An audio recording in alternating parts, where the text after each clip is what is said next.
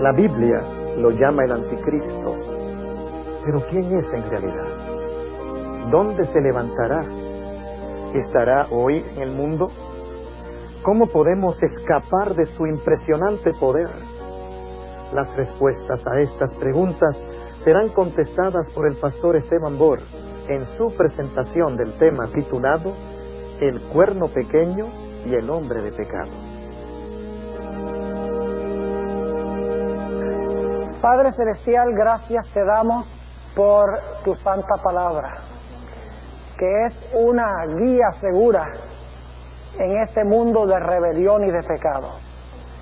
Esta noche, al estudiar el tema sobre el anticristo, pedimos que tu Santo Espíritu venga a nosotros y abra nuestras mentes y nuestros corazones para que podamos escuchar y aceptar tu voz. Te lo pedimos en el nombre y por los méritos de nuestro Señor Jesucristo. Amén. Quiero invitarles esta noche a abrir sus Biblias junto conmigo a Apocalipsis, el capítulo 14, y vamos a leer desde el versículo 9 hasta el versículo 11. Apocalipsis 14 y el versículo 9 hasta el versículo 11. Este es el último mensaje que Dios da al mundo antes de la venida de Jesús. Y dice aquí en el versículo 9: y el tercer ángel lo siguió diciendo en alta voz: si alguno adora a la bestia y a su imagen, y toma la señal en su frente o en su mano, éste también beberá del vino de la ira de Dios, el cual está echado puro en el cáliz de su ira, y será atormentado con fuego y azufre delante de los santos ángeles y delante del Cordero. Y el humo del tormento de ellos sube para siempre jamás. Y los que adoran a la bestia y a su imagen no tienen reposo día ni noche, ni cualquiera que tomare la señal de su nombre. Esta es una de las advertencias más serias y solemnes de toda la Biblia. En realidad, el pasaje nos dice que cualquier persona que adore a la bestia, o que adore a la imagen de la bestia, o que reciba la marca de la bestia, sufrirá el castigo de la destrucción de Dios. Entonces nos incumbe saber quién es la bestia, y quién es la imagen de la bestia, y qué es la marca de la bestia. Porque si no sabemos quién es la bestia, ¿cómo vamos a evitar adorarla? Si no sabemos quién es la imagen de la bestia, ¿cómo vamos a hacer para no adorar a la imagen? Si no sabemos qué es la marca de la bestia, ¿cómo vamos a saber en qué manera resistir la marca de la bestia? Entonces es muy importante que nosotros comprendamos quién es la bestia, quién es la imagen y qué es su marca. Ahora, esta noche vamos a presentar la primera mitad de este tema. La segunda mitad la vamos a presentar el miércoles en la noche, porque es un tema bastante extenso. Quiero decirles en qué forma vamos a seguir este estudio. Hoy vamos nada más a examinar la evidencia que nos da la Biblia en cuanto al anticristo, o en cuanto a la bestia, o la que la Biblia llama el cuerno pequeño. Solo vamos a estudiar las características que da la Biblia de este poder. Y luego entonces el miércoles en la noche vamos a mostrar en la historia quién cabe con las características que vamos a estudiar esta noche. Déjenme darle un ejemplo para que entiendan lo que vamos a hacer. Cuando se comete un crimen, lo que hacen en primer lugar las autoridades es reunir ¿qué cosa? Evidencia. Ellos van al lugar del crimen y buscan a ver si hay sangre, buscan a ver si hay huellas de zapatos, buscan a ver si hay huellas digitales, buscan a ver si la persona dejó algo atrás, buscan para ver si hubo testigos que presenciaron lo que sucedió. Es decir, lo primero que hacen es reunir toda la evidencia. Y después que reúnen la evidencia, entonces lo que hacen es buscar a la persona o a las personas a quienes les cabe perfectamente la evidencia. Es decir, lo primero que hay que hacer es reunir la evidencia y luego buscar a la persona que cabe con la evidencia. Y eso es lo que vamos a hacer con este tema. Lo primero que vamos a hacer es analizar la evidencia. No les voy a decir, es más, esta noche yo no les voy a decir quién es el anticristo, no les voy a decir quién es la bestia ni el cuerno pequeño, pero cuando termine ya ustedes van a saber quién es. El miércoles sí les voy a decir quién es y qué es este sistema. En realidad no vamos a necesitar decirles el miércoles qué sistema es, porque por las características esta noche ya vamos a saber a dónde buscar. Ahora, lamentablemente, en las últimas décadas, cada vez que se aparece un personaje carismático o una persona que es bien malvada, la gente inmediatamente dice, ese debe ser el anticristo. Y enseguida los autores cristianos escriben un libro para comprobar que ese es el anticristo. Por ejemplo, en la década de los 1920, creían que Benito Mussolini era el anticristo. Y muchos cristianos escribieron libros comprobando que Mussolini era el anticristo, pero Mussolini está muerto y no fue ningún anticristo. Más adelante, cuando se levantó Adolf Hitler, aparecieron más libros diciendo, Hitler, ese es el anticristo, pero Hitler está muerto y no fue ningún anticristo. Más recientemente, algunos pensaban que tal vez Henry Kissinger era el anticristo. Por ahí corrió mucho esa ola. Después de Kissinger dijeron algunos, bueno, tal vez era el Ayatollah Khomeini. Muchos libros se escribieron por cristianos diciendo que posiblemente el Ayatollah Khomeini era el anticristo, pero el Ayatollah está descansando en el sepulcro y no fue el anticristo. Aún más recientemente, algunos candidatizaron a Saddam Hussein y se escribieron libros diciendo que Saddam Hussein está reconstruyendo a Babilonia y que ese puede ser el anticristo. Hermanos y hermanas, visitas, tiene que haber una mejor manera de saber quién es el anticristo que adivinar cada vez que se aparece una persona carismática y malvada en el panorama histórico. La Biblia tiene que darnos las características. Y por las características debemos saber quién es, a dónde se levantó y qué rasgos característicos tiene. Ahora, yo necesito repasar esta noche con ustedes lo que estudiamos anoche, porque forma el fundamento para lo que vamos a analizar esta noche. Lamentablemente, en la hoja que ustedes recibieron, esa hoja está en inglés. Es culpa mía, yo demoré en decirle a mi secretaria, que resulta ser mi esposa, que necesitábamos esta hoja en español. Y le dije demasiado tarde y no pudo salir en español, pero el miércoles vamos a tener esta hoja en español. Yo espero que ustedes puedan seguir más o menos el material que está en esa hoja. Ahora, ustedes recuerdan que anoche estudiamos la gran profecía de Daniel 2. Y voy a repasarla. ¿Cuántos estuvieron anoche? Levanten la mano los que estuvieron anoche. Bueno, hay muchas personas que estuvieron, otras que no estuvieron. Las que no estuvieron van a estar un poquito en desventaja. Pero les voy a decir lo que estudiamos. Vimos una grande imagen, y ahí en ese material ustedes ven una columna de que dice Daniel 2. Ustedes recuerdan que la estatua tenía cabeza de oro, pecho y brazos de plata, vientre de bronce, piernas de hierro, pies de hierro mezclado con barro, y luego vino una gran piedra que pegó en los pies y desmenuzó todos los metales, desmenuzó los pies, eso desapareció y se estableció el reino eterno. Anoche estudiamos que eso está describiendo la historia desde los días de Nabucodonosor, quien es el rey del imperio de oro de Babilonia, y la segunda venida del Señor Jesucristo. Es decir, que esa profecía de Daniel 2, la estatua, describe el curso de la historia desde los días de Nabucodonosor hasta la segunda venida del Señor Jesucristo. Y ustedes noten que primero gobierna la cabeza de oro, Babilonia. Luego vienen los medo-persas, que es el pecho y los brazos de plata, conquistan a Babilonia. Luego después viene Grecia y conquistan a los medos y los persas. Luego viene Roma y conquista al imperio de Grecia. Luego Roma se divide en ¿cuántos reinos? En 10 reinos. Y luego esos 10 reinos que tienen hierro, o sea, Roma continúa en esos 10 reinos divididos, luego se le une a ese reino el barro. Es decir, que ahora se mezcla el poder político de Roma con el poder, ¿qué? Religioso, como estudiamos anoche.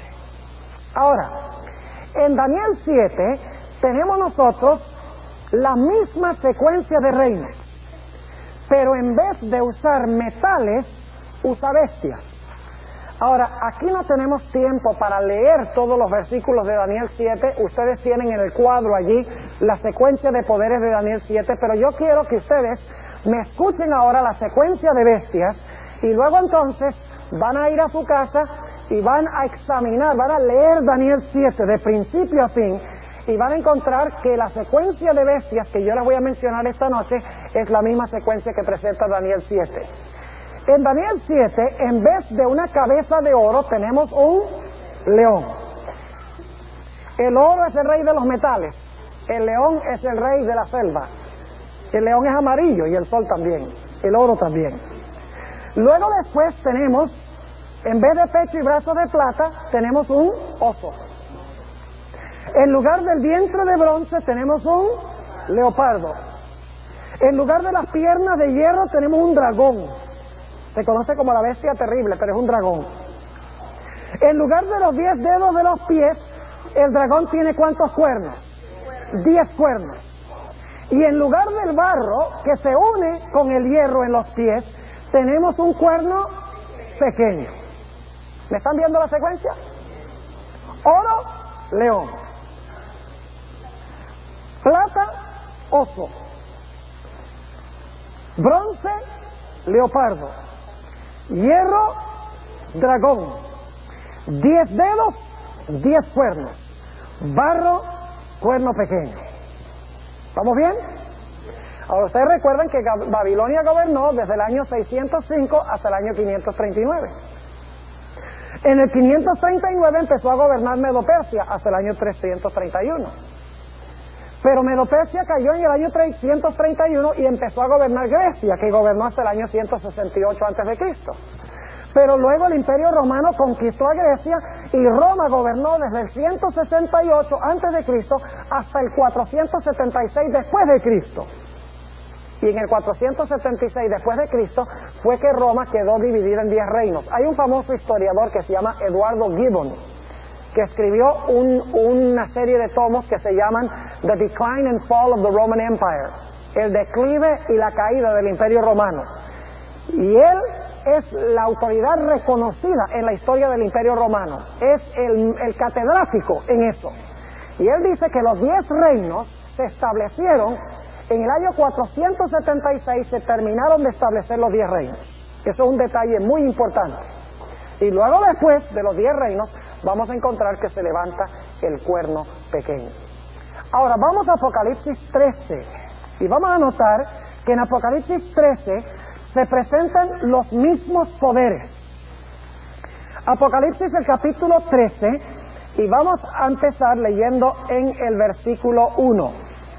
Dice: y yo me paré sobre la arena del mar y vi una bestia subir del mar, que tenía 7 cabezas y 10 cuernos, y sobre sus cuernos 10 diademas, y sobre las cabezas de ella nombre de blasfemia. Y ahora noten el versículo 2, aquí está el versículo clave.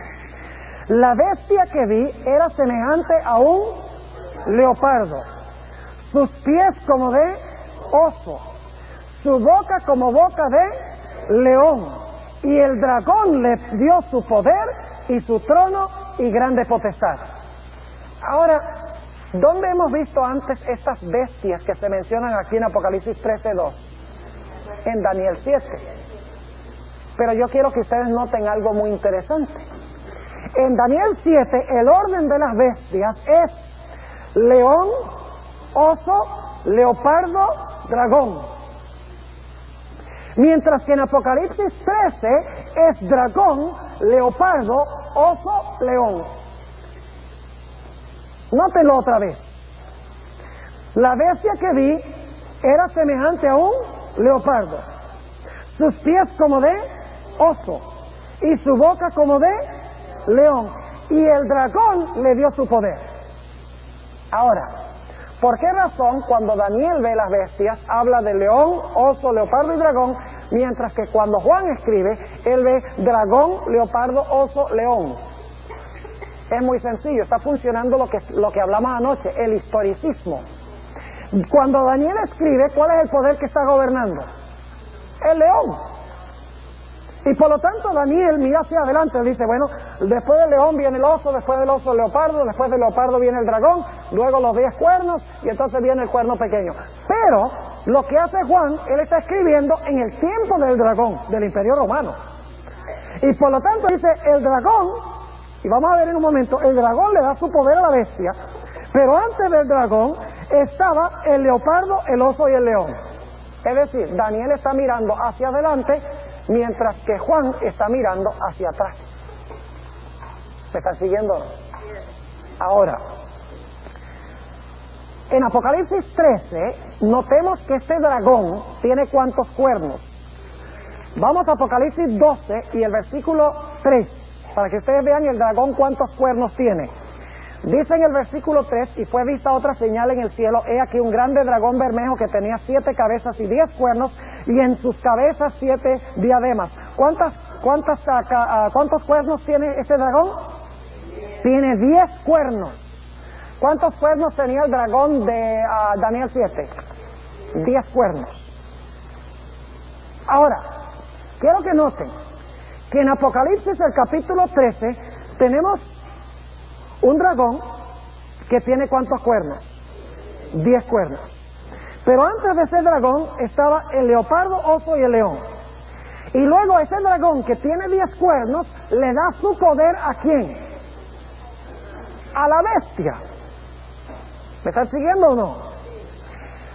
Pero en el Antiguo Testamento, después del león, oso, leopardo, el dragón con 10 cuernos, ¿qué le sale entre los 10 cuernos a ese dragón? Un cuerno pequeño. Entonces, el cuerno pequeño de Daniel 7 es lo mismo que ¿qué en Apocalipsis 13? ¿Lo mismo que qué? Lo mismo que la bestia. El cuerno pequeño en Daniel 7 es lo mismo que la bestia en Apocalipsis 13. Voy a repasar este punto para que lo entiendan. Daniel 2 tenemos oro, plata, bronce, hierro y barro, las 10 divisiones, y luego se le une el barro. En Daniel 7 tenemos león, oso, leopardo, dragón con 10 cuernos y cuerno pequeño. En Apocalipsis 13 tenemos león, oso, leopardo, dragón con 10 cuernos y bestia. ¿Estás siguiendo ahora?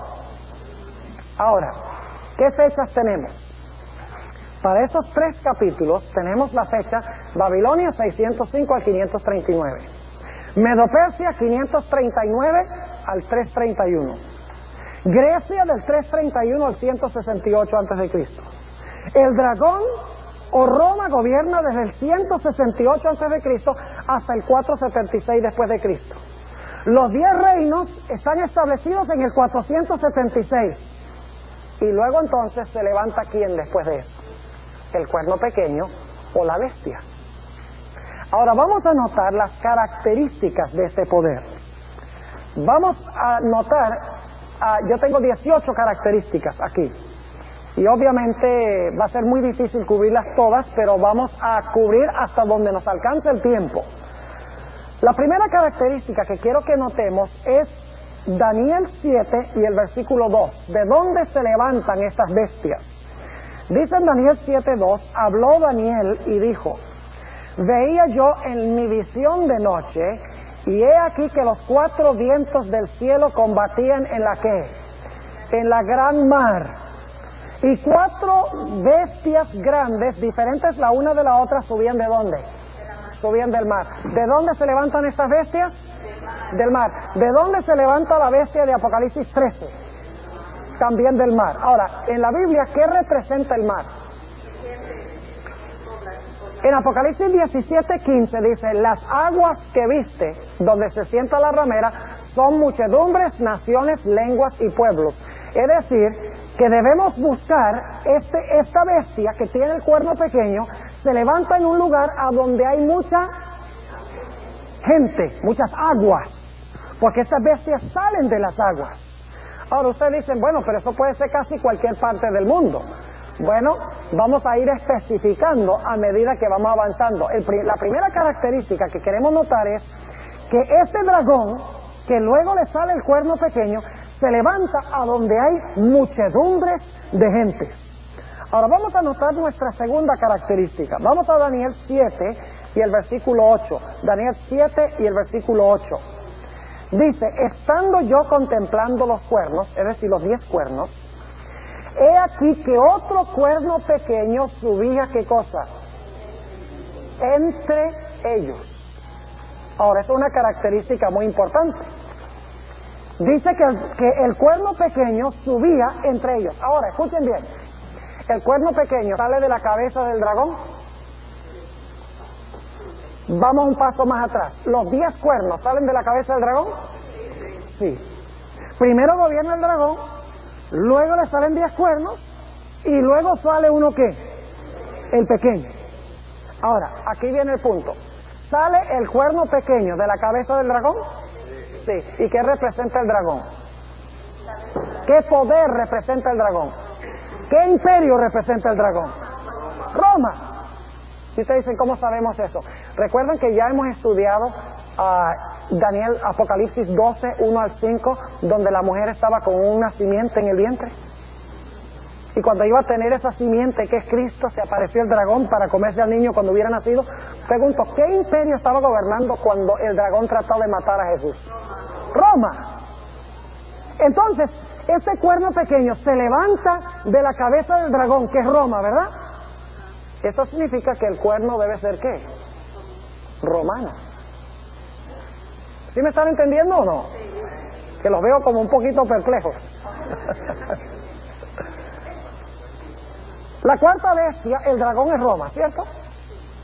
¿Y de dónde se levanta el cuerno pequeño? De la cabeza del dragón. Entonces, si se levanta de Roma, tiene que ser un poder, ¿qué? Romano, lógicamente. Ahora, notemos la tercera característica, Daniel 7 y el versículo 8.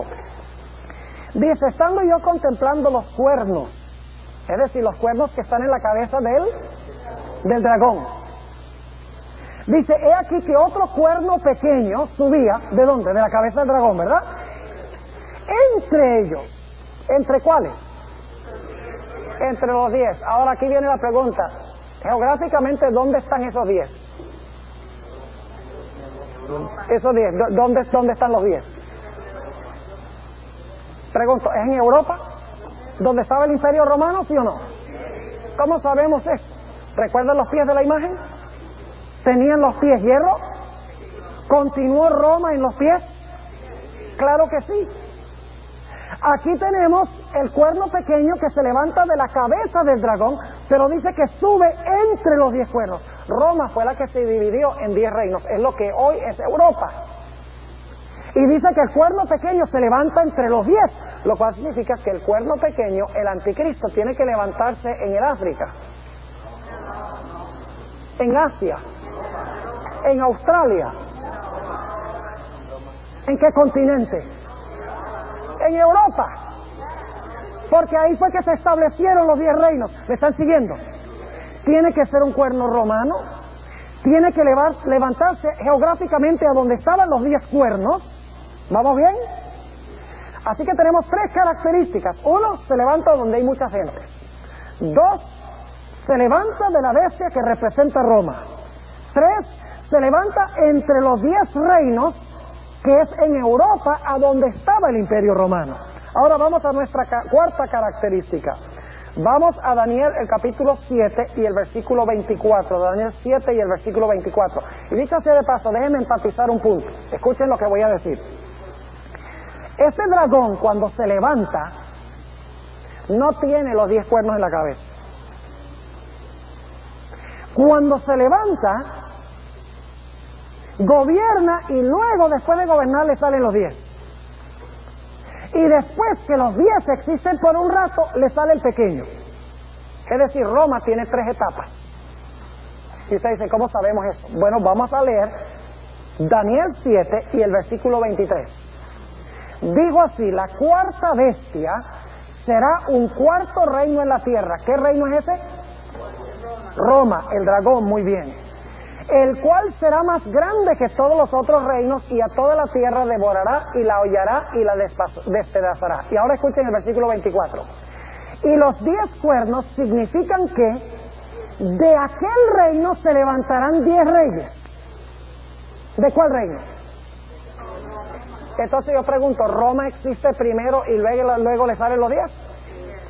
Si dice que de aquel reino se levantan 10, el reino tiene que existir primero para que le puedan salir 10. Pero noten que luego dice, y tras ellos se levantará otro. ¿Cuántas etapas tiene Roma? Tiene 3. La del Imperio Romano, cuando se divide en 10 reinos, y entonces cuando gobierna, ¿qué? El cuerno pequeño. Así que noten, entonces, la cuarta característica. Daniel 7:24 dice, y los 10 cuernos significan que de aquel reino se levantarán 10 reyes. Y tras ellos, ¿qué significa tras ellos? Después de ellos se levantará ¿qué? El pequeño. Entonces mi pregunta es, si los 10 cuernos están completos en el año 476, como dicen los historiadores, y el cuerno pequeño se levanta después que los 10 están completos, ¿después de qué fecha tiene que levantarse el cuerno pequeño? ¿Después de qué fecha tiene que levantarse? Si los 10 reinos están completos en el 476 después de Cristo, entonces, ¿cuándo tiene que levantarse el cuerno pequeño? Después del año 476. ¿Me están siguiendo o no? Ahora vamos a nuestra quinta característica, Daniel 7 y el versículo 25. Dice allí, y hablará palabras contra el Altísimo. En un momento vamos a regresar a algunas de esas frases. Y a los santos del Altísimo quebrantará, y pensará en mudar los tiempos y la ley, y entregados serán en su mano hasta tiempos y la mitad de un tiempo. ¿Cuánto tiempo va a gobernar este cuerno pequeño? Tiempos y la mitad de un tiempo. ¿Y cuánto tiempo es eso? Ahí tenemos un problema, porque nosotros no hablamos así hoy en día. ¿Saben por qué la Biblia habla así? Porque está hablando en lenguaje profético, lenguaje simbólico. Todo en Daniel 7 es simbólico, ¿sí o no? Los cuernos representan algo, el cuerno pequeño representa algo, el león representa algo, el oso representa algo, el leopardo representa algo, el dragón representa algo. Es decir, todos son símbolos. El periodo de tiempo también debe ser simbólico. Y en la Biblia, un día equivale a un año. Ahora, tiempos y la mitad de un tiempo son 3 años y medio. Tiempo es un año. Tiempos, 2 años. Y medio tiempo, medio año. 3 años y medio. Y ustedes dicen, ¿cómo sabemos que la palabra tiempo significa años? Ustedes recuerdan que cuando Nabucodonosor, según Daniel 4, Dios lo mandó a comer hierba con los animales, Dios le dijo, 7 tiempos pasarán sobre ti. Y lo que pasaron fueron 7 años. Así que tiempos y la mitad de un tiempo son 3 años y medio.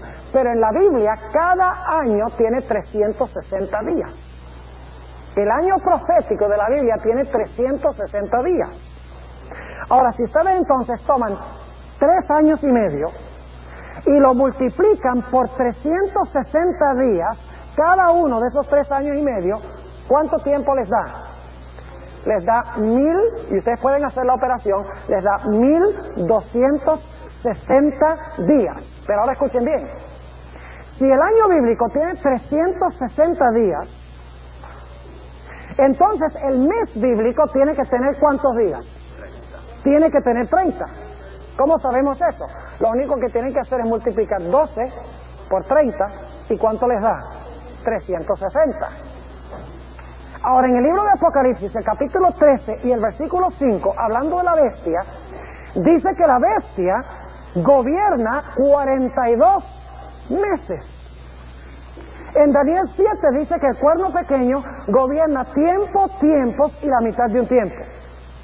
Y en Apocalipsis 12, vamos allí un momentico, Apocalipsis el capítulo 12, y vamos a leer el versículo 6, dice, y la mujer huyó al desierto, donde tiene lugar aparejado de Dios, para que allí la mantengan, ¿cuánto? 1260 días. Pero en la Biblia un día representa un año. Así que son 1260 años. Repasemos la operación. tiempos, la mitad de un tiempo son 3 años y medio. 3 años y medio multiplicado por 360 días por año da 1260. En Apocalipsis 13:5 habla de 42 meses como el periodo de que gobierna este poder. 42 meses por 30 días cada mes da ¿cuánto? 1260 días. Y luego acabamos de leer en Apocalipsis 12:6, donde habla de que la iglesia huye por 1260 días. Es decir, ese poder va a gobernar ¿cuánto tiempo? 1260 años. Ahora fíjense, se va a levantar después del año 476 y va a gobernar en Europa, siendo un poder romano, por 1260 años en Europa. Es un detalle muy importante. Ahora notemos otra característica, la característica número 6. Daniel 7, nuevamente, y el versículo 8. Daniel 7 y el versículo 8. Dice, estando yo contemplando los cuernos, es decir, los 10 cuernos, he aquí que otro cuerno pequeño subía entre ellos. Y delante de él fueron arrancados, ¿qué cosa? 3 cuernos de los primeros. Es decir, de los 10 cuernos, cuando se levanta el cuerno pequeño, ¿qué hace? Arranca, ¿cuántos? 3 de los 10. Es decir, ese poder, que es un poder europeo, es un poder romano, que gobierna 1260 años, que se levanta después del año 476, cuando se levanta tiene que arrancar 3 de esos 10 reinos. Y lo que pasa es que hoy en día no debe haber una nación en Europa que equivalga a esos 3 cuernos. Es decir, esos 3 cuernos tienen que haber desaparecido de la historia, porque el cuerno pequeño los arrancó. Ahora vamos a nuestra siguiente característica, la característica número 7. Note lo que dice otra vez Daniel 7 y el versículo 25. Daniel 7 y el versículo 25. Dice, y hablará palabras contra el Altísimo. ¿Qué significa eso? Hablará palabras contra el Altísimo. Bueno, vamos a Apocalipsis 13:5, porque ahí nos dice qué hace la bestia, y la bestia es lo mismo que el cuerno pequeño. Noten Apocalipsis 13 y el versículo 5. Dice, y le fue dada boca, que hablaba grandes cosas y ¿qué? Y blasfemias. ¿Qué habla el cuerno pequeño? ¿Qué son las grandes palabras que habla? Blasfemias. Ahora, inmediatamente nos preguntamos, ¿qué es blasfemia? Hoy en día, lamentablemente, la gente cree que deben definir las palabras bíblicas por el diccionario. Y cuando oyen la palabra blasfemia, dice, esa es una persona que desafía a Dios y que rechaza a Dios, un ateo tal vez. Eso es blasfemia. Pero ¿saben ustedes cómo define la Biblia blasfemia? Nada más les voy a mencionar los versículos, no tenemos tiempo de leerlos, pero yo espero que ustedes los busquen. Esta noche van a recibir una copia de todo lo que estoy presentando. Pero lo interesante es que en Marcos 2 tenemos la historia del Señor Jesucristo que sana a un paralítico, que le traen porque quieren que sane al paralítico. Y Jesús le dice a ese paralítico, hijo, tus pecados te son perdonados. ¿Y sabe lo que dijeron los dirigentes religiosos, los judíos? Dijeron, este hombre habla ¿qué? Blasfemia. ¿Quién puede perdonar pecados sino solamente quién? Dios. Ahora, ¿tenía Jesús derecho de perdonar pecados? Sí, porque Jesús era Dios y es Dios. Pero ellos no creían que era Dios. Es decir, blasfemia es cuando un ser humano dice que tiene poder para perdonar pecados. No solo eso, sino que Juan, el capítulo 10, el Señor Jesucristo dice, yo y el Padre uno somos. Juan 10:30, yo y el Padre uno somos. Y dice que cuando Jesús declaró eso, recogieron piedra a los judíos para tirárselas. Y Jesús le dice, ¿por qué me van a apedrear? Y ellos dicen, no es por buena obra que te vamos a apedrear, sino por la blasfemia. Porque tú siendo hombre, te proclamas Dios. Es decir, esta bestia que habla blasfemias va a ser un sistema o un poder que dice que Dios está en la tierra en su sistema y que dice que este sistema humano tiene poder para perdonar ¿qué? Para perdonar los pecados. Y va a estar en Europa, y va a ser romano, y se va a levantar después del 476, y va a gobernar 1260 años. ¿Están entendiendo?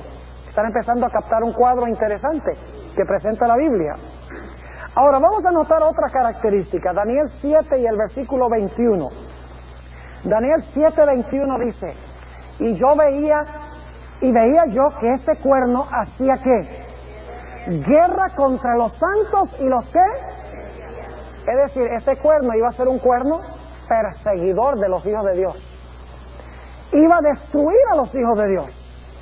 ¿Recuerdan que mencionamos Apocalipsis 12:6, donde dice que la mujer tuvo que huir a dónde? Al desierto. ¿Qué representa la mujer en la Biblia? La iglesia. Es decir, la iglesia tuvo que huir ¿a dónde? Al desierto. ¿Cuánto tiempo? 1260 años. Porque este poder quería hacer ¿qué cosa?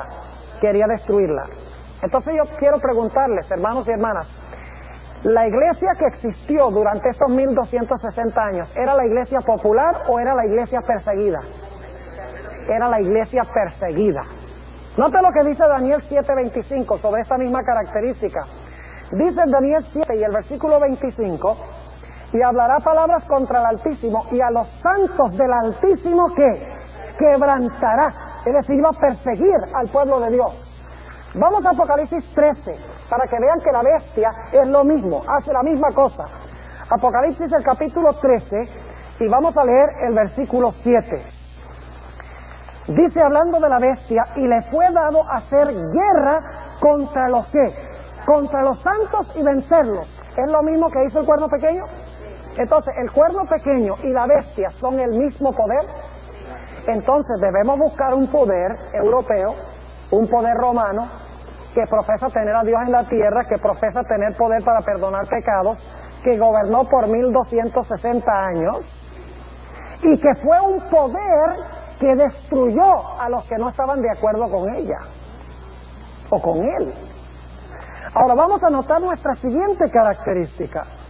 Daniel 7:25, otra vez. Daniel 7 y el versículo 25. Dice, y hablará palabras contra el Altísimo, y a los santos del Altísimo quebrantará. Y ahora escuchen, y pensará en mudar los tiempos y ¿qué? Y la ley. ¿Sabe lo que significa mudar? Cambiar. Ese es un poder que tiene la audacia de pensar que tiene derecho de cambiar la ley de Dios. ¿Quién es el único que puede cambiar la ley de Dios? Entonces, si este poder dice que cambió la ley de Dios, es un poder que profesa ser ¿qué? Que profesa ser Dios. Otra razón por la cual es un poder blasfemo. Porque blasfemia es pretender ser Dios. Y él dice que puede cambiar la ley de Dios. Tenemos que buscar un poder en el mundo que profesa haber cambiado la santa ley de Dios. Y no le voy a decir cuál poder es ese, porque nada más estamos buscando la evidencia. Estamos en el lugar del crimen. Y estamos recogiendo la evidencia, y la estamos reuniendo toda. Y cuando la hayamos reunido, entonces vamos a buscar en la historia a quién se refiere. Es como la historia de Cenicienta. ¿Saben la historia de la Cenicienta? El príncipe consiguió el zapato. Entonces la tarea era buscar a quién le cabía el zapato. Esta noche lo único que estamos haciendo es mirando el zapato para ver qué ancho es, qué largo es. Entonces después vamos a buscar el pie a quien le cabe el zapato. ¿Cuántos aquí sospechan qué poder es este ya? Levanten la mano los que sospechan qué poder es este. Ah, bien, la mayoría. Yo no les he dicho nada. ¿La Biblia es clara? Sigamos. Característica número 10. Vamos a 2 de Tesalonicenses 2. 2 de Tesalonicenses 2. Hay un personaje que se llama el hombre de pecado. El hombre de pecado es el mismo cuerno pequeño, es la misma bestia. El hombre de pecado de 2 de Tesalonicenses 2 se conoce como el anticristo. Ahora, noten lo que dice 2 de Tesalonicenses, el capítulo 2, y vamos a leer empezando en el versículo 3. Dice, no os engañe nadie en ninguna manera, porque no vendrá, es decir, Jesús no vendrá, sin que venga antes la apostasía. ¿Saben ustedes qué significa la palabra apostasía? Es una palabra griega, la palabra griega apostenai. ¿Saben cómo se usa en el griego clásico? Habla de un barco que está en el puerto pero que no está anclado y que se está yendo del puerto. Esa es apostasía.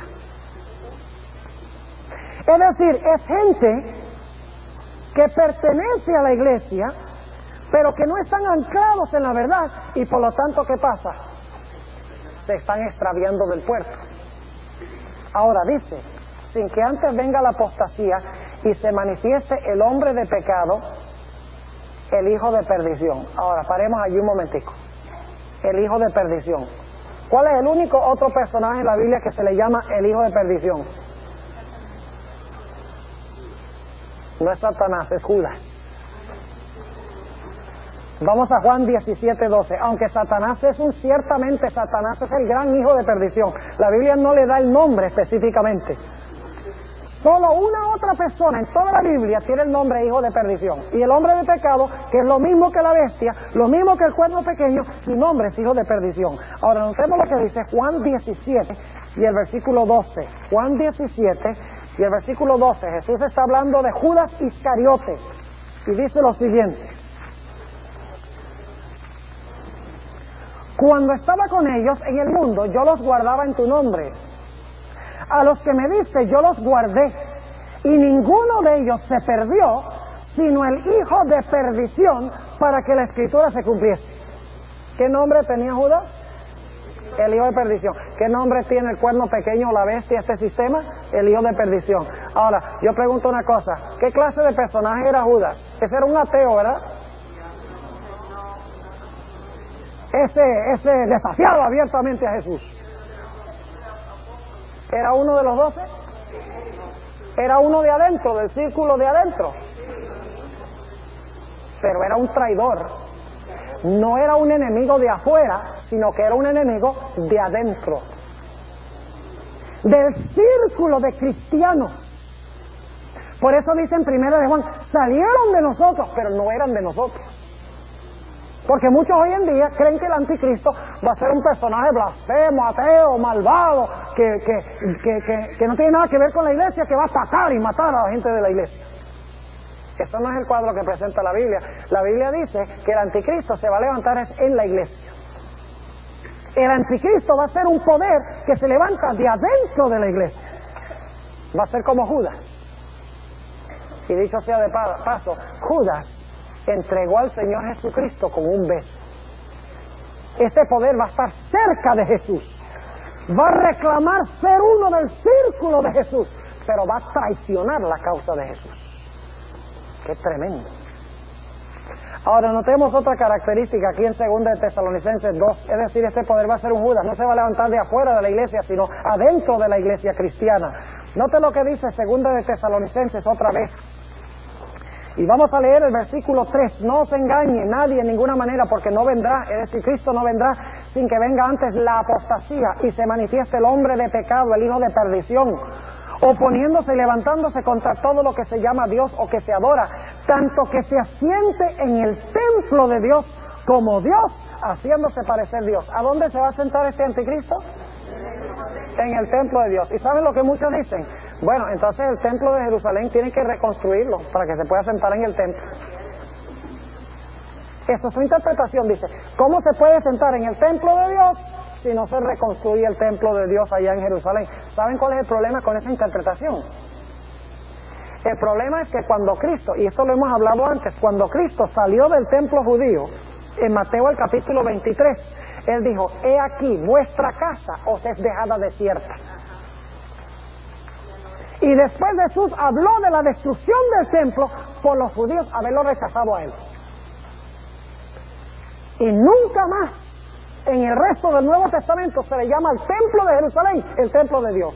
Siempre se le dice el templo o la sinagoga de los judíos. Pero hay otro punto importante, y es que debemos dejar que Pablo mismo nos explique qué es el templo de Dios. ¿Creen ustedes que esa es buena estrategia? O mejor dejamos que los autores modernos nos digan qué es el templo de Dios. Porque los autores modernos, ellos escriben y dicen, el templo de Dios es el templo allá en Jerusalén. Pero tenemos que dejar que Pablo explique qué es el templo de Dios, porque Segunda de Tesalonicenses fue escrito por Pablo. Entonces, ¿qué es el templo de Dios según el apóstol San Pablo? Noten lo que dice en el libro de Efesios, el capítulo 2. Efesios, el capítulo 2 y el versículo 19. ¿Ve? La gente está confundida porque no dejan que la Biblia se explique sola. Le están imponiendo a la Biblia explicaciones que la Biblia no tiene. Noten lo que dice Efesios 2 y el versículo 19. Dice, así que ya no sois extranjeros ni advenedizos, sino juntamente ciudadanos con los santos y domésticos de Dios, edificados sobre el fundamento de los apóstoles y profetas, siendo la principal piedra del ángulo Jesucristo mismo. ¿Cuáles son los fundamentos? Los apóstoles y los profetas. ¿Quién es la piedra angular? Cristo. ¿Estas son piedras literales? ¿Son piedras literales ahí? No, las piedras son personas. Ahora, ¿son piedras de qué? ¿Fundamentos de qué? Noten el versículo 21. En el cual, es decir, en Jesús, compaginado todo el edificio, va creciendo para ser un templo santo en el Señor. ¿Qué es el templo santo del Señor? ¿Allá el templo de Jerusalén? ¿Qué es el templo? Es el templo que está edificado sobre los apóstoles y profetas, Jesús la piedra principal del ángulo, y nosotros edificados cual piedras vivas, como dice en 1 de Pedro 2, para formar las paredes de ese templo. ¿Qué es el templo de Dios hoy entonces?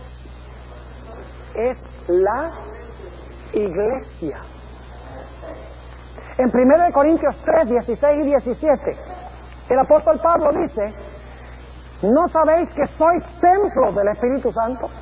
Que sois templo de Dios, dice allí. Él está hablando a la iglesia de Corinto y les está diciendo, ¿no saben ustedes que son el templo de Dios y que el Espíritu de Dios mora en ustedes? Así que, ¿qué es el templo hoy? El templo es la iglesia. ¿Sobre quién está edificada la iglesia? Jesús dijo, sobre esta roca edificaré, ¿qué? Mi iglesia, hablando de sí mismo.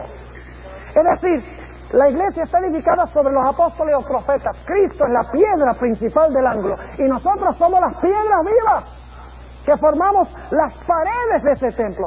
No está hablando del templo de Jerusalén, está hablando de la iglesia. ¿A dónde se va a levantar entonces el anticristo? En África.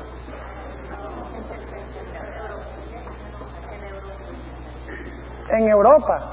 Y se va a levantar de adentro de la iglesia, ¿sí o no? Dentro de la iglesia cristiana. Ahora, ese poder, como vimos ayer, también va a ser un poder político-religioso. ¿Recuerdan los pies de la estatua? ¿Hierro y qué? Barro. El hierro es Roma, poder político de Roma, pero el barro, vimos ayer, representa a la iglesia. Es decir, va a ser un poder político, pero también religioso. Va a mezclar la religión y la política. Esos 10 cuernos que están en la cabeza del dragón son cuernos políticos. Pero el cuerno pequeño es un cuerno religioso, porque todo lo que hace es religioso. Habla blasfemias, cree que puede cambiar la ley, pisotea a los santos de Dios. Es decir, todo lo que hace es con referencia a Dios. Es un cuerno religioso, pero que usa el poder político. Entonces debemos buscar un poder en el mundo hoy, que es un poder no solo religioso, sino que es un poder también, ¿qué cosa? Político. Ahora, noten la siguiente característica. Apocalipsis 13. Apocalipsis el capítulo 13, y vamos a leer el versículo 3. Apocalipsis 13:3. Algo se dice muy importante en cuanto a esta bestia.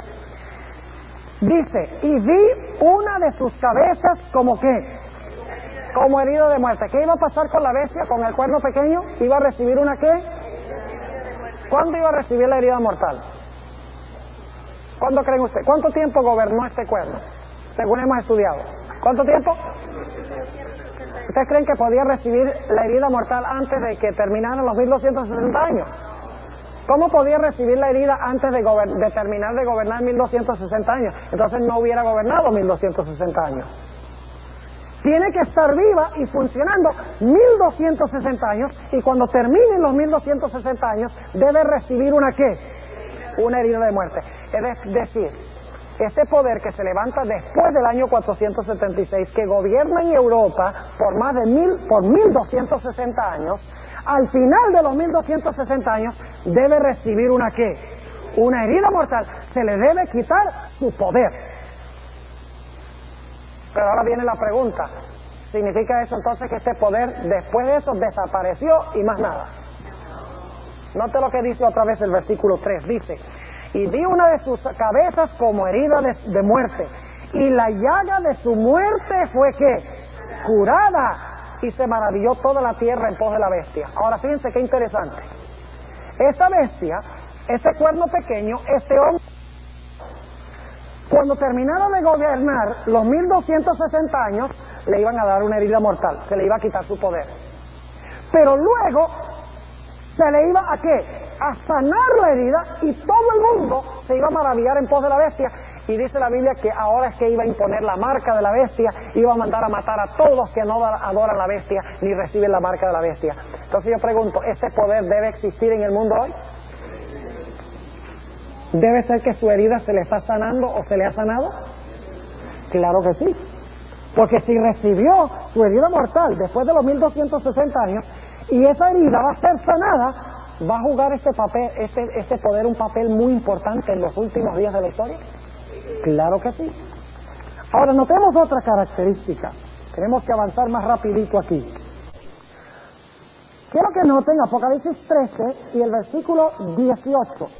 Apocalipsis el capítulo 13 y el versículo 18. Y creo que esta será nuestra última característica. Dice allí lo siguiente: aquí hay sabiduría. El que tiene entendimiento cuente el número de la bestia. La bestia tiene ¿un qué?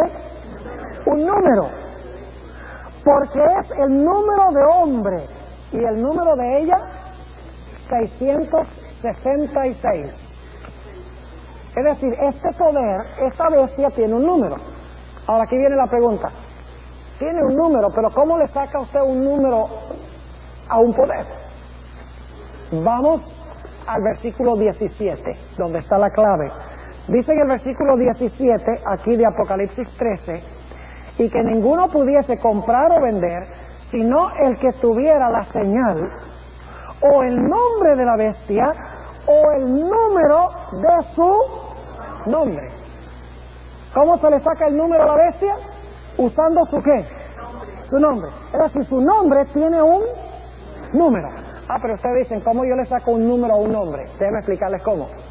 En los tiempos bíblicos, la gente no escribía con números arábigos como nosotros hoy en día. Es decir, la mayoría de ellos no tenían un sistema de números independientes de las letras. Cuando querían escribir números, escribían las letras. Es decir, la alfa, por ejemplo, en griego vale 1, la beta 2, la gamma 3, la delta 4, la epsilon 5. Es decir, el alfabeto griego, cada letra, cuando querían escribir un número, escribían la letra en lugar del número.